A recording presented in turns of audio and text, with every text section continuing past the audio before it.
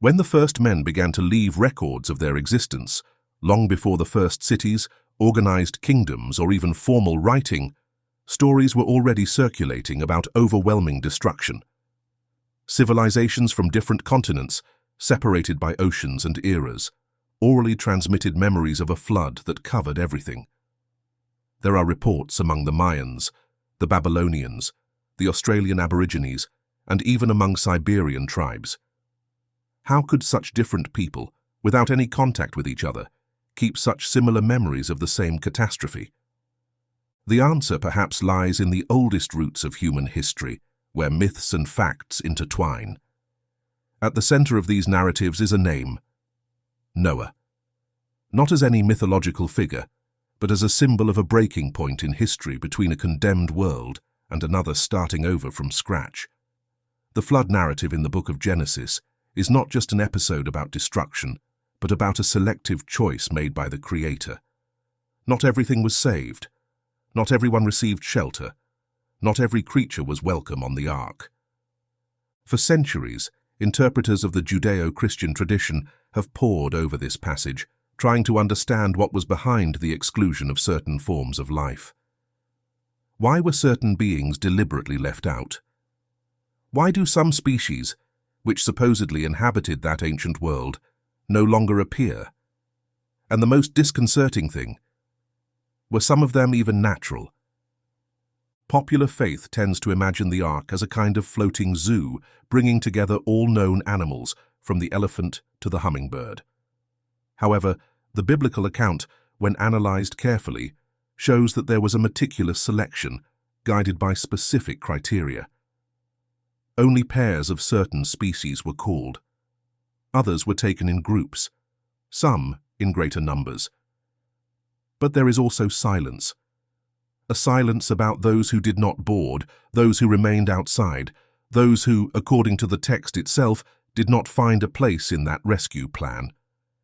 Ancient records speak of powerful creatures, hybrid beings, and giants of extraordinary strength. Hebrew tradition, especially non-canonical writings, reinforces the idea that not all beings that walked the earth were created in the same way. Some would be the result of transgressions, of deliberate alterations to what was originally projected as pure. Other creatures, even if they were animals, may no longer fit into the new order that would be established after the judgment. They were extinguished not only by the advance of water, but also by direct decision. These ideas may sound strange to a world that seeks explanations in empirical data. But even science recognizes that there have been catastrophic events on a global scale. The geological record reveals abruptly deposited layers of sediment, animal fossils piled up without ecological order, and evidence of sudden atmospheric changes and mass extinctions that occurred over very short periods. The end of the last glacial period, for example, saw the disappearance of dozens of large mammal species on virtually every continent. What caused this remains up for debate. In biblical tradition, the flood was not just a natural event, but a moral intervention. This was not an ecological accident, but a trial. The earth had become corrupted. Living beings had distorted their ways, and creation as a whole was compromised. In this context, the Ark Project was not just an action of biological preservation, but a redefinition of what would be allowed to continue existing. Preserving meant choosing. Choosing meant excluding. If topics like these spark your curiosity, consider following our upcoming content. Subscribe to the channel so you don't miss in-depth analyses of ancient narratives, forgotten connections, and the mysteries that still echo in the records of history. The Genesis text does not detail which species were left out, but he suggests, by omission and by contrast, that not everything was saved. The distinction between clean and unclean animals, for example, appears even before the Mosaic Law, revealing a selective criterion prior to formal religious norms. The mention of giants and corrupted beings also sheds light on the possible reason for the exclusion of certain life forms. It was not just a question of space, but of suitability. Not every being was in conformity with the new world that would be born after the waters. The image of a multitude of creatures before the ark, some being accepted and others remaining motionless, aware of their destiny, is both symbolic and deeply unsettling. There was something ceremonial about this boarding, as if a silent trial was taking place in parallel with the construction. A judgment that was not limited to humanity, but that crossed the entire fabric of creation. The judgment, in this sense, was comprehensive. Not only men, but also the beings who shared the world with them, were subjected to screening. The flood narrative, therefore, reveals much more than destruction. It points to a profound restructuring of what should continue to exist. From there, the story takes shape. The focus is not only on Noah as an obedient character, but also on the idea that his role was to conduct a universal selection process. He didn't decide who would enter. He didn't choose the animals. He just built the structure and followed instructions. The true selection criteria did not pass through your hands, but through the invisible hands of the Creator. If to this day we excavate fossils of creatures that do not fit current standards, perhaps it is not just a question of evolution or natural disappearance. Perhaps some of these forms were erased not by time, but by a conscious decision, a deep cut between what was and what could still be. While humanity continued indifferent to its own ruin, one man silently received instructions that defied all logic. Noah, described in ancient records as righteous in the midst of a corrupt generation, would become responsible for a colossal project. Until then, there was no record of abundant rain, much less of vessels with dimensions so disproportionate to the standard of terrestrial life. Even so, Noah was instructed to build a huge ship to exacting specifications made of strong wood, sealed with bitumen inside and out. The measurements described in sacred texts indicate a length of 300 cubits, 50 in width and 30 in height. Considering a cubit as approximately 45 centimeters, this structure would be about 135 meters long, more than 20 meters wide, and almost 15 meters high. This is equivalent, in our current parameters, to a large cargo ship with an estimated capacity, according to contemporary creationist studies, to house around 35,000 animals, considering groupings by basic types and not by each modern species. Construction was not brief. Records indicate that Noah began the work decades before the arrival of the flood, which implies intergenerational dedication.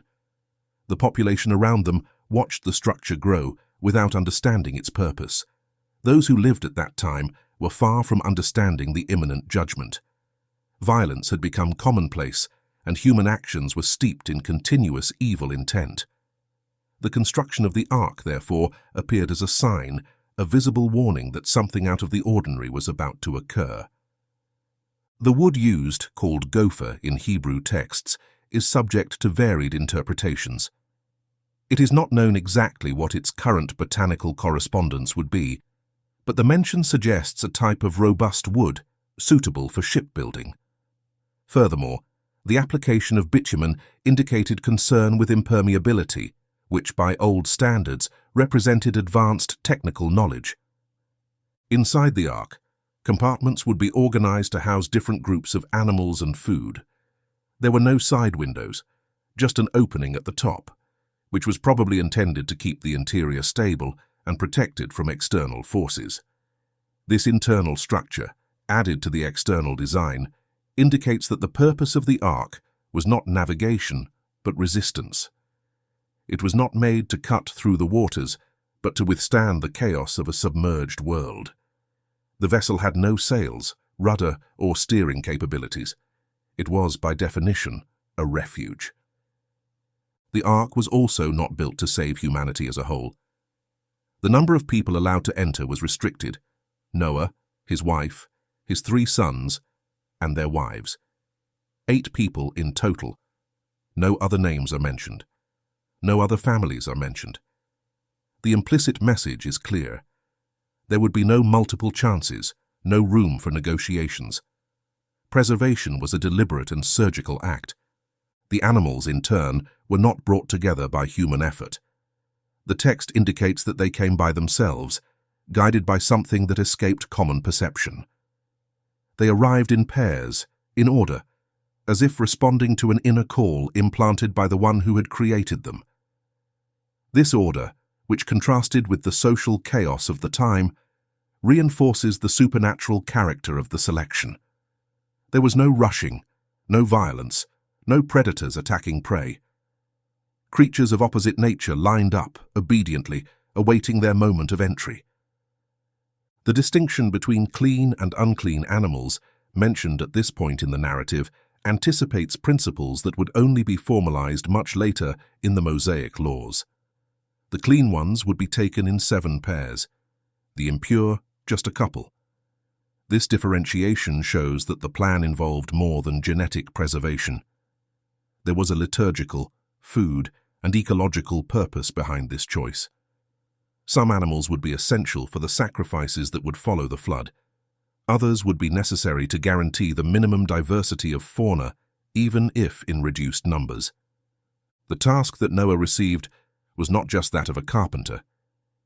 He became an organizer, provider, and caretaker. He needed to gather food for himself, his family, and the animals. He needed to think about storage, routines, and care for an indefinite period. The scriptures do not indicate how much time he had between the completion of the ark and the beginning of the rain. But they indicate that once the project was completed, there was a 7-day gap before the flooding began. This final period of waiting, with everything ready and no apparent sign in the sky, must have been the most tense moment.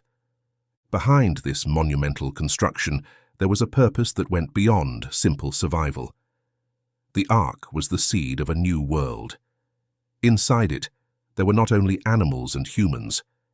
The foundations were laid for a restored civilization, a rebuilt ecosystem, and a redefined relationship between the Creator and His creation. The choice of what should be preserved and what should be left behind reflected a profound reordering. It was the filter between what had become incompatible with the divine plan and what could still flourish under new principles. This selection was not random, nor based on isolated biological criteria. It involved moral judgment, symbolic appropriateness, and a deep understanding of the balance necessary to sustain life in a renewed environment. The ark didn't just save species, it drew the limits of what God wanted to exist from then on. As the structure of the ark was completed and the pairs of animals were brought together under silent order, there was another reality that could not be ignored. Not all creatures were destined to cross the door of that shelter. Some were never called. Others, even if they fully existed, were ignored or rejected by divine selection. This exclusion was not the result of logistical failure or space limitations. It was a deliberate decision, with implications that went beyond the physical or ecological aspect. In ancient records, there are brief but significant mentions of beings that inhabited the earth in a period before the flood, whose nature completely removed them from the possibility of preservation. One of the most cited groups, although surrounded by mystery, are the so-called giants, the Nephilim. These beings appear succinctly in Hebrew texts, linked to a perverse generation that would have resulted from the union between the sons of God and the daughters of men. The interpretation of this passage has traditionally divided scholars.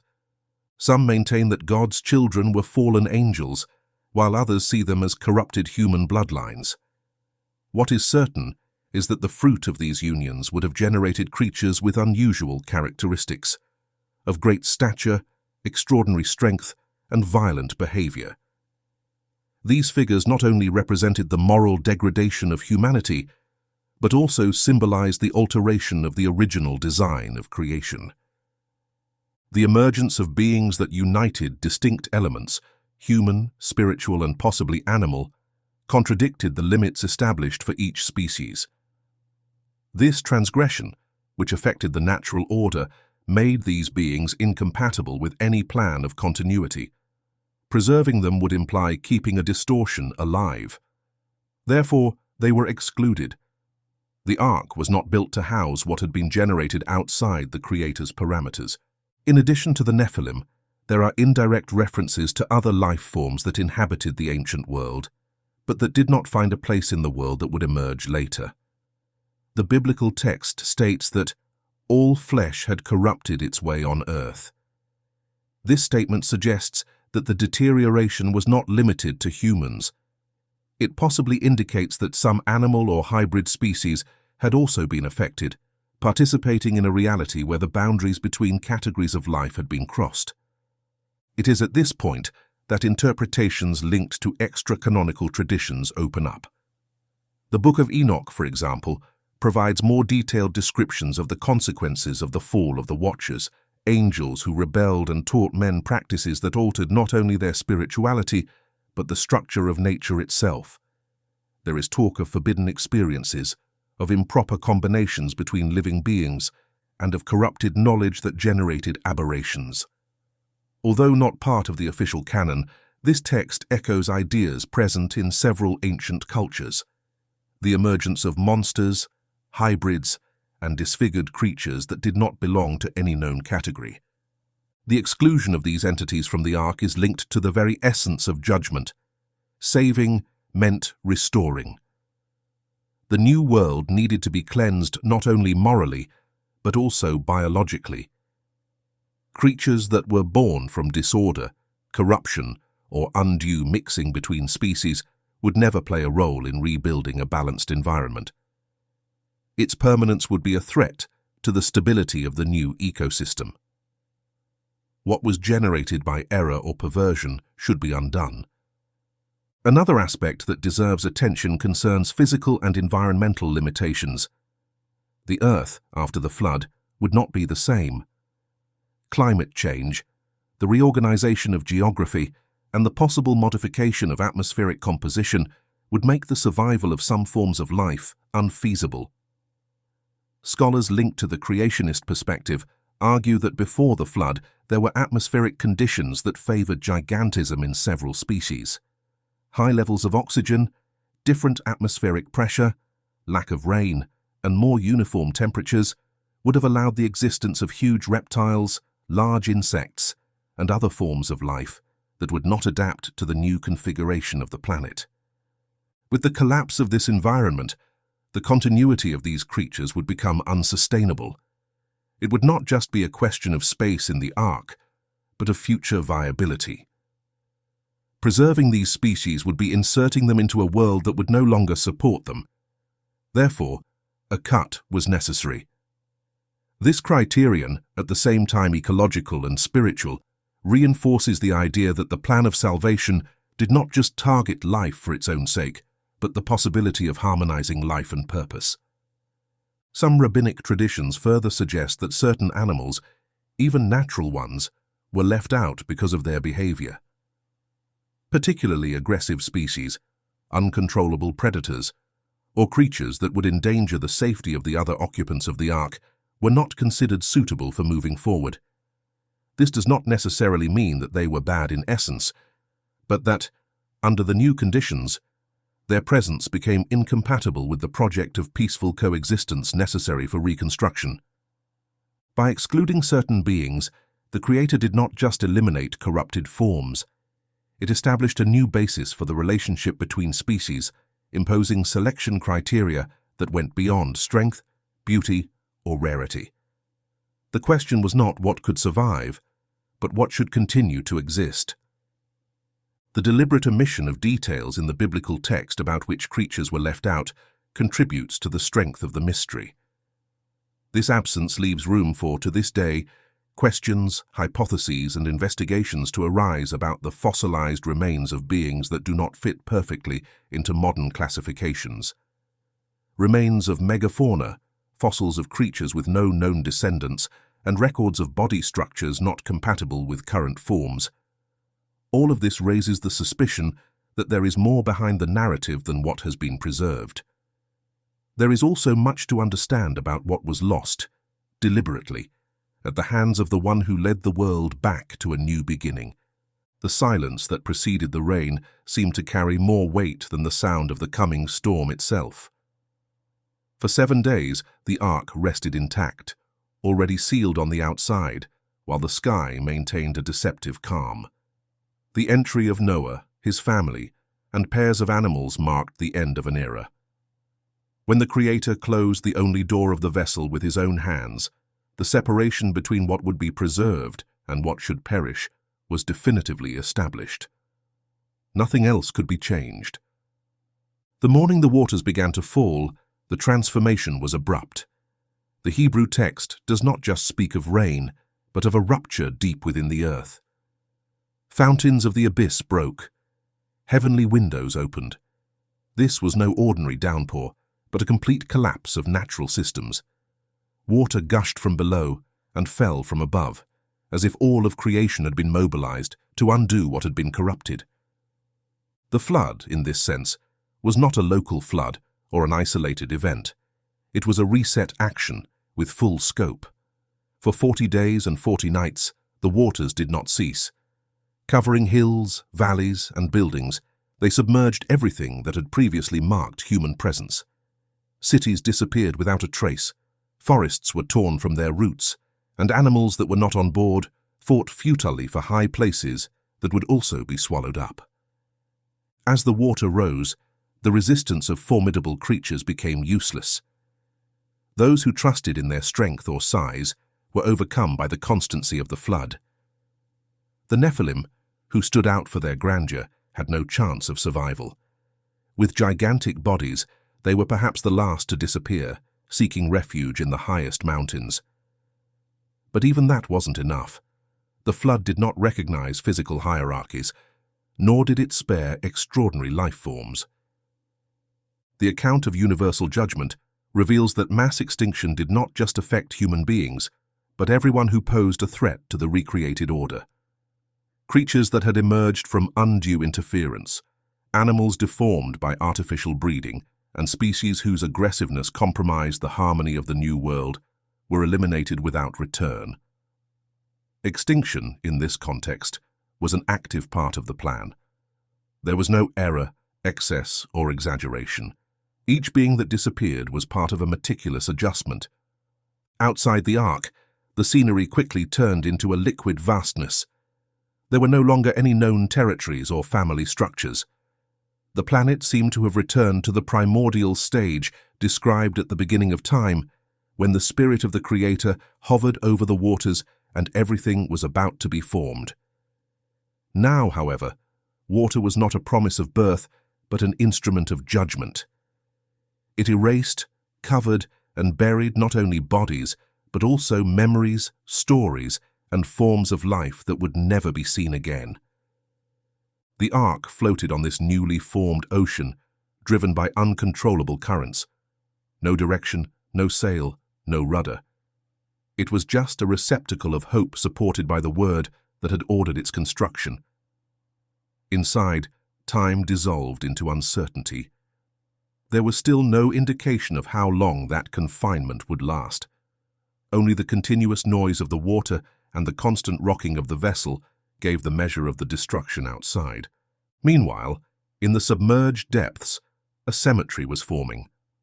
Remains of beings that once inhabited the surface were now covered by mud, stone, and sediment. Today, thousands of years later, fragments of these bodies are found fossilized, compressed between geological layers that reveal abrupt changes. These records not only testify to the existence of a catastrophic event, but also indicate the presence of species whose characteristics still surprise scholars. Large animals, creatures with anatomies incompatible with those of today, and fossils preserved in conditions that suggest rapid and violent burial. Such evidence supports, for many researchers linked to the creationist view, that the biblical flood left visible marks on the structure of the planet. The vertical organization of fossils, the extent of sedimentary deposits, and the absence of predators in some records suggest that the disappearance of these creatures was not gradual but sudden. This sudden erasure of certain life forms reinforces the idea that the flood not only destroyed what was corrupt, but also established an insurmountable boundary between the world before and what would come after. Some species were not just eliminated, they were removed from history. Their names, functions, and roles within the original ecosystem were not preserved even in the scriptures. They are mentioned only as shadows of what was, as traces that challenge us to recognize that there was more to creation than what has come down to us. For 150 days, the waters remained over the earth. This period of waiting was not just physical, but symbolic. It was a time of transition, in which the past was definitively buried, and the future had not yet emerged. Inside the ark, men and animals lived together without knowing what the landscape around them would be like when the waters finally receded. Outside of her, the world was suspended, covered in an aquatic silence that sealed the fate of all that had been left behind. The world that emerged after the waters receded was unrecognizable. Everything that once made up the previous landscape had been erased or transformed. There were no longer the familiar contours of hills, rivers, or valleys. What remained was a bare land, marked by the force of destruction, shaped by currents that had drastically redesigned the relief. It was as if the planet had undergone a second act of creation, in which the old matter had been dissolved to make way for a new configuration. The Ark rested in the mountains of a region that we now associate with Ararat. The text indicates that this happened in the 7th month, on the 17th day of the calendar of that generation. This anchorage did not yet represent the end of the journey, but the beginning of a period of cautious observation. The waters would take months to completely recede. Patience was needed. The wait stretched out, and signs of transformation began to emerge in minute details. A leaf carried in a bird's beak indicated that life was beginning to flourish again. Small gestures from nature signaled the possibility of a new beginning. Upon disembarking from the vessel, Noah and his family found not only a different environment, but also an order established on new foundations. Survival no longer depended on remaining in a closed and protected space, but on the ability to understand and respond to the conditions that now governed life. The relationship with animals, the earth, and the Creator himself took on different contours. There was freedom, but also responsibility. There was territory, but without the previous structure. It was necessary to rebuild, from cultivating the land to organizing coexistence. Right at the beginning of this new cycle, Noah's gesture was symbolic. He erected an altar and offered sacrifices. Among all possible acts, he chose one that recognized the authority of the one who had guided them during the destruction. The sacrifice involved clean animals, exactly those that were preserved in greater numbers. This confirms that the distinction made during boarding was not just biologically motivated. The animals that would serve as a bridge between the old and the new would also be those that would symbolize gratitude for the continuity of life. This moment marked the establishment of a pact. The promise made by the Creator that he would never destroy the earth in the same way was accompanied by visible signs. The arch in the clouds, an atmospheric phenomenon that may have emerged with the new climate composition, became the symbol of this agreement. It was a covenant not just with humans, but with all living beings. Life, in all its remaining expressions, was included in that commitment. The planet would no longer be swept away by a universal flood. With this pact, new instructions also came. The diet was revised. The consumption of meat became permitted, with the exception that blood should not be ingested. The dynamics of the food chain were modified, and with it, the way humans and animals interacted. Fear became part of the instinctive behavior of creatures towards man. This change revealed that the harmony of Eden would not be completely restored. There were still remnants of the separation caused by previous corruption. Reproduction and multiplication became priority orders. It was necessary to repopulate the earth, allow species to spread, spaces to be occupied, and creation to resume its flow. But this growth should now occur under the remembrance of the judgment experienced. The memory of what had been destroyed could not be erased. The The new world carried with it the marks of the old, even if they were covered by layers of earth and time. The saved species began to interact with different environments, forced to adapt to new climates, altitudes, and ecosystems. It is possible that this process generated variations in their forms, behaviors, and habits. Some species may have diversified, originating different varieties within the same type. This phenomenon is consistent with the concept of genetic microvariation, which allows modifications within certain limits, without creating new species from scratch. Meanwhile, the soil needed to be worked. Noah himself is described as someone who planted a vineyard, which shows that agriculture was also restarted. The seeds carried in the ark would play an essential role in the reintroduction of vegetation. The climate, now subject to defined seasons with cold, heat, dry, and rainy periods, required other forms of management. Previous practices no longer applied. It was necessary to learn again to relate to the environment. The planet, previously uniform in temperature and humidity, had acquired contrasts. The rains, which were previously not part of the human experience, would now be constant. Natural cycles began to follow fixed rhythms. This brought stability, but also unpredictability. Species that could not withstand these new conditions were simply not brought over. The preservation plan took into account not only the ark's present, but also the future of the Earth. In the absence of those excluded creatures, new balances were formed. The extinction of ancient predators opened space for the emergence of different interactions. Adaptation was inevitable. Fauna began to occupy vacant niches. The flora found space again. The survivors became the founders of a reorganized biodiversity. And all of this was based on the principle that only what fit the divine purposes would continue. In abandoning the ark, Noah and his family stepped not just on dry ground, but on a world that had been completely redefined. Before them was a silent creation, with no human voices other than their own, no material records of previous civilization. All that remained was what had been carried and protected during the long period in which the vessel floated on the water.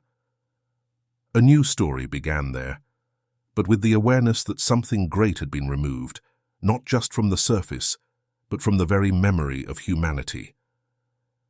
The creatures that did not enter the ark, whether hybrids, extinct by divine selection, or simply incompatible with the new environment, left no written accounts.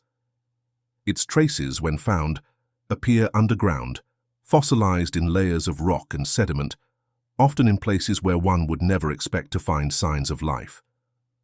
Unusual bone structures, records of shapes that do not correspond to current classifications, and traces of lost fauna.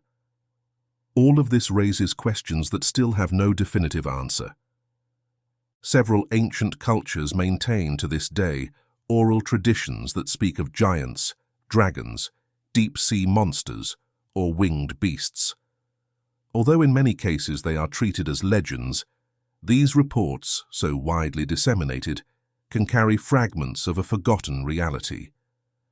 The recurrence of these figures in stories separated by millennia and continents suggests that there is a common root of shared experiences or distorted memories of a time before our own. In biblical tradition, the presence of the Nephilim, men of renown and great stature, marks a boundary between what the Creator designed and what was distorted. The choice not to preserve them, along with other forms of life, demonstrates that the flood's only objective was not to restart, but also to eliminate everything that had compromised the integrity of creation. Judgment came upon human beings, but not only upon them. The entire living order was reviewed, and this review included definitive decisions about what should or should not move forward. The reality that emerged after the waters receded was more than a new landscape. It represented a landmark of re-established limits. The coexistence between species, the relationship between man and nature, the way life is reproduced, all of this began to follow guidelines that ensured continuity within a new logic. And in this logic, certain presences no longer had a place.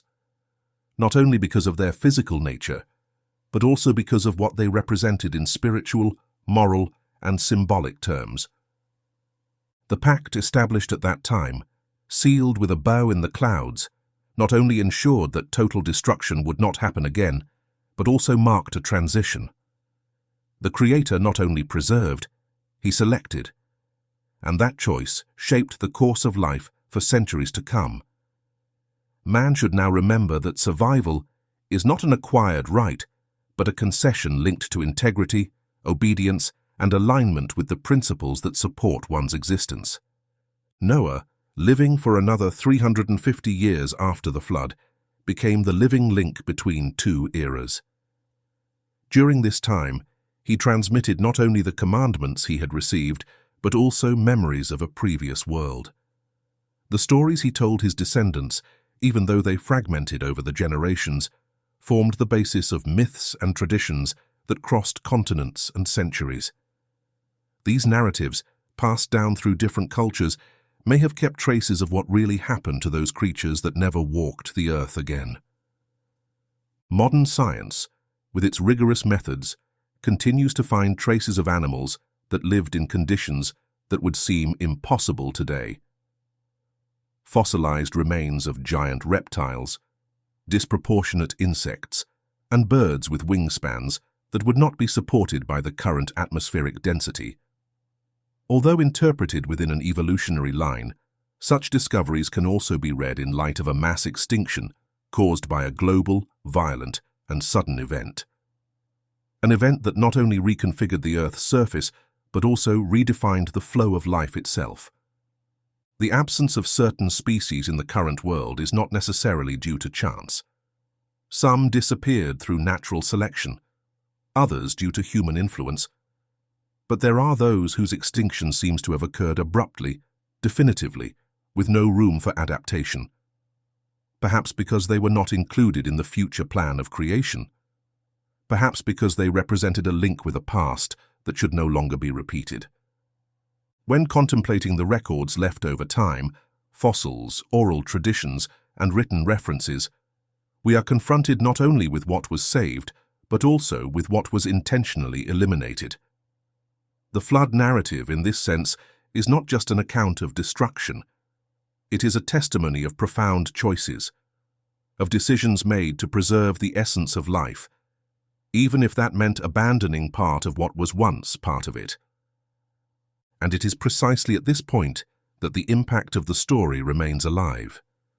Not by offering us an exact list of what has been lost, but by reminding us that there is a limit to the corruption of what was originally called good. The selection made at that time still echoes today like a silent warning.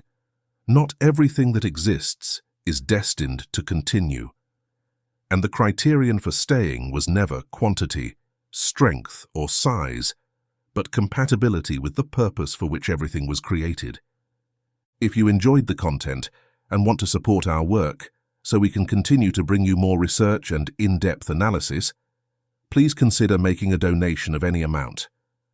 This contribution directly helps the channel grow and produce even richer materials.